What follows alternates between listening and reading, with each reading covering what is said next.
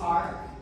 And the reason why I really wanted to do this project is I think we often associate and think about this space as one that was liberated by and for like liberal white hippies.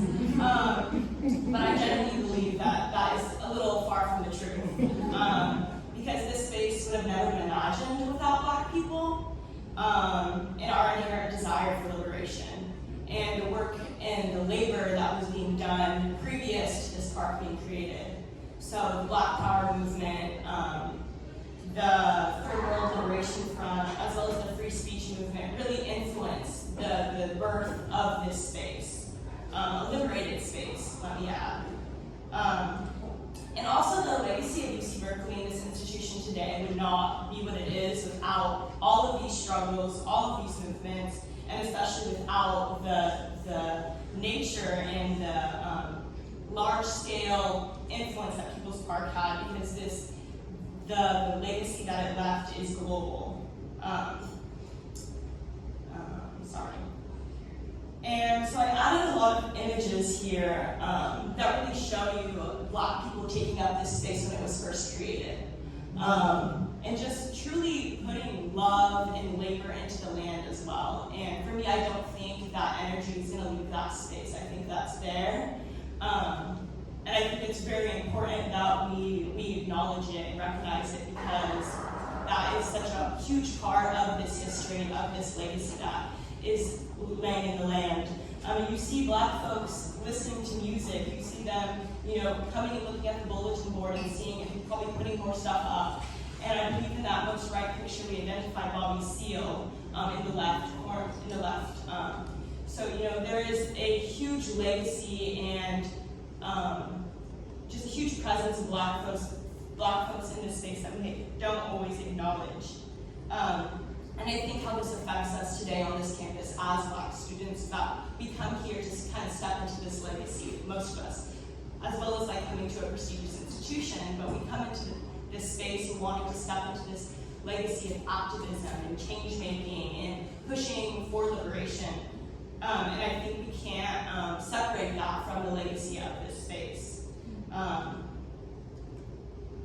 And I don't think we recognize that this legacy that we're stepping into is so deeply connected to this. And the cooperative means and the mutual aid that folks still receive at that space resembles when it was first created. And I think for me, when I first was imagining this project, it was because I did engage in a protest for the park. And I saw that, although there was like small amounts of protesters in general, there was like 5 or 6 Black folks there. And I knew that like the exact protest, people putting up fences, trying to fence off the commons, is not an experience as happened, as it is an experience that has happened there before, and that history was repeating itself. So that made me think, how many Black folks have fought for this space? And especially because of today's imagery of this space and the super negative connotations associated with this space that are often associated with Blackness, let that be violence, drug use, and poverty. Those are things that I think Blackness are, by the white lens, attached to. And so when we come into this space of academia, we try to separate ourselves from that, try to distance ourselves from that, and I think thus distancing ourselves from that space, that people can come and still get free food today. There's still active measures to have mutual aid in that space. And I want to talk a little bit more about my familial legacy within this space and why I really engaged in it from the moment I stepped on campus. So long before this project, I think my mind was invested in doing this research. When my grandma came from New York, the first place that she came to California was actually the park. And she stayed there for like about a week. And she just was telling me these stories before I came to Berkeley because she really wanted me to engage in the space myself.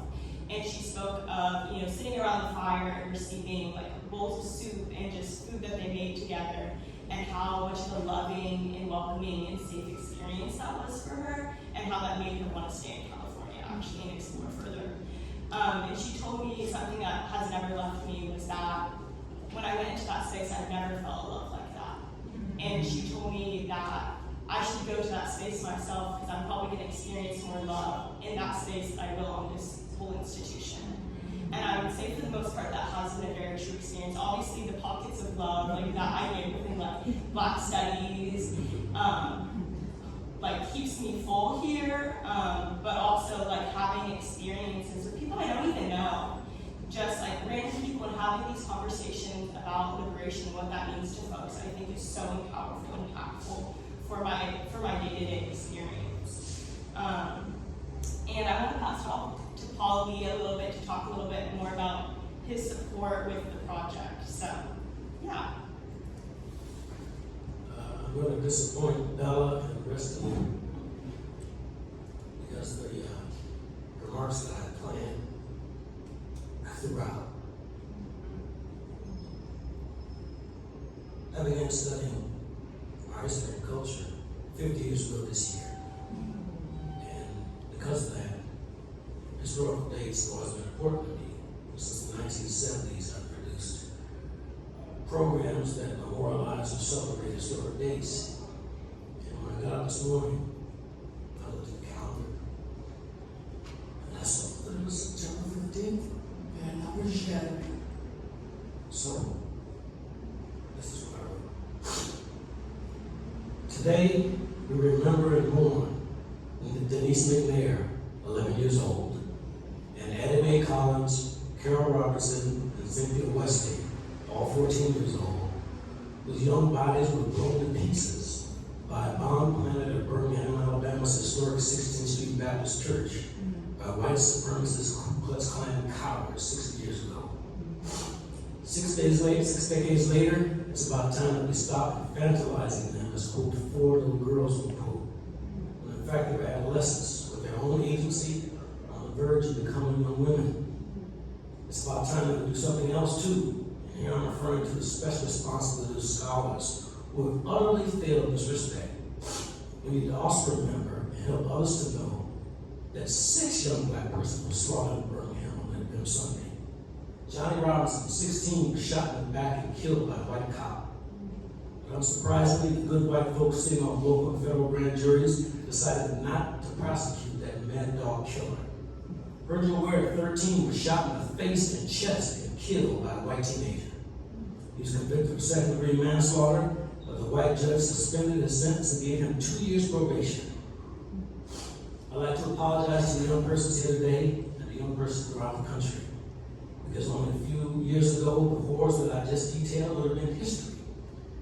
However, because my generation and the generation before me took our eyes off the ball by not maintaining the momentum of the modern civil rights and black power movements of the 60s and 70s, and because we underestimated how much white supremacy defines the identity of most white Americans, and how easy it is for the ruling class to blind white folks to their own exploitation and oppression, so long as they can hate us, our dark past has become your precedent.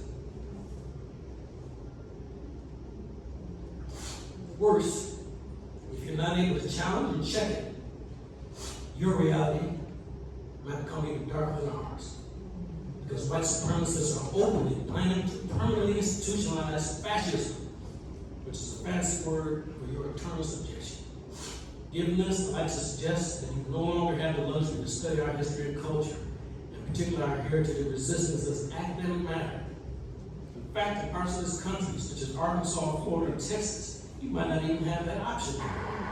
Because in those states, holding a symposium like this might be illegal. This is second nature to me because I'm a child of the 60s, Black Power baby, as I call myself. As such, I've always believed that war was declared upon our people when our ancestors were brought to these God-forsaken shores 5 centuries ago. So whenever I go to an archive, library, historical society, more meaningfully venture into our community and sit at the feet of our living archive, our elders, I'm looking for weapons. To me, books are bullets. Photos and videos of missiles, memories of bombs. In many ways, your generation is fighting a harder battle than any generation before you, because these monsters are playing for keeps. They want and are organizing for permanent power. So don't study our history and culture to write academic papers in a language that's foreign to most of our people, that espouses high-minded notions that are relevant to the fight for freedom, justice, and dignity that our people are compelled to wage again. Translate our rich history and culture, particularly our heritage of resistance, into tactics, strategies, and a more durable vision of what your future and the future of your children, grandchildren, and great-grandchildren could be, must be, if this country and indeed humanity is to finally be freed of noxious ideology, institutions, operations, and behaviors, white supremacy, and racial capitalism. Thank you.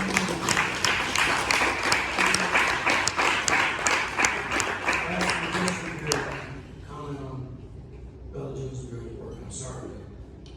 Today's September 15th, and this is not an issue. Thank you so much. Yeah, and I would say for my methodology, it's really exploratory research, really questioning and asking, how is this a Black space? And I think coming to terms and also looking at the picture, I think I have a couple more images of, this is like during a protest, but just seeing like the actual faces of Black folks taking up this space and fighting for this, really allowed me to like make that connection and connect the history. And I think I did also just experience own challenges with like my mental health that didn't allow me to accomplish everything I intended to. But I still am working on this project, and I think it is a long, ongoing thing for me as I am still in this space and I'm still going to that space. Because I really do want to get those oral histories of people who were here during the creation and their stories that really depict Black life, and making a walking tour podcast out of that so people can also engage with the space themselves. Because I think that's the biggest point of me doing a project like this, not only to educate but also to engage further in conversation and get people to want to take up space. Yeah. Thank you so much, Bella and Paul. Before I talk about methodology, I'd like to thank the two chairs of African American Studies, Eula Taylor and Nikki Jones, who presided over the BSC, to Lee Rayford, Taylor Michelle, directed it, and to Barbara Montana, who's managed it. Because in my opinion, the BSC, along with the Clark Scholars, has elevated the scholarship in this department, provided a powerful example for other departments. I was stunned when Barbara told me that the funding on this was run out, because I've been associated with this department, believe it or not, since the late 1970s. And the presentation that you just heard are a good example of why the BSC is so special. Y'all are rocking. I told you, I've been a scholar for 50 years, and I've been taking, you saw me typing notes, taking notes on what you said. You're charting the future. Make no mistake about that. You have brilliant professors, but the stuff that's coming out of y'all, we never thought of. I'll give you an example. I grew up in the early 1970s on Blake right off the Telegraph, which is one block south of People's Park.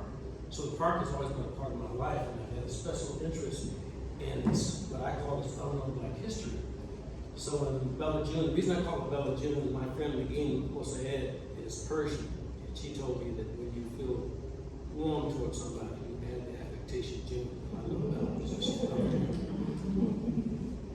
So when Bella June approached me to be a mentor on the project, I was willing to turn over everything that I had, and I assumed that she would merely shape it. Then she went out and did her own research and brought it back to me. Two things that struck me. First of all, she brought me books that I already had, I was very familiar with, and showed me images of Black people in those books that I had never seen, including what you just, I didn't know Bobby Seale was in that book. Then she did something that particularly delighted me. She brought me a report by a Scandinavian social scientist who was working for the administration at the time. And in 1969, when the park was liberated by mostly white radical students, this social scientist interviewed the administration, then interviewed the protesters, then interviewed the police, then interviewed National Guardsmen, and then interviewed bystanders. And he was so skilled, he was able to ingratiate himself and win the trust of all of them. So you have this kaleidoscopic perspective on the liberation and the defense of People's Park. And I asked her where she found it. In the engineering library. Did you know that engineering had a library? Because I did not. And I asked her, why did you go to the engineering library? And she said she was led there. And she coined a term for something that I'd experienced since I was 14 years old. She calls it third eye research. And what that means is, well, in my own terms, your rational faculties are good, but they'll take you to the door. Your intuition, which African peoples are particularly plugged into, will take you over the top to a new level. And so I would encourage you, I wasn't taught this in school, and I don't know if you're being taught this, but use your rational faculties, develop them, but don't limit yourself to them. The great martial artist Bruce Lee said when he started studying martial arts, a kick was just a kick. Then when he studied it more deeply, a kick became more than a kick. But then when he reached true understanding, he understood that a kick was just a kick. That middle part really refined his initial understanding. It made it more possible, made it possible to be more authentic. And that's what following your intuition or your gut or your leading will do. So if this sounds mystical and magical and superstitious and supernatural, it's all those things. And it's also what will distinguish your work if you learn to trust it.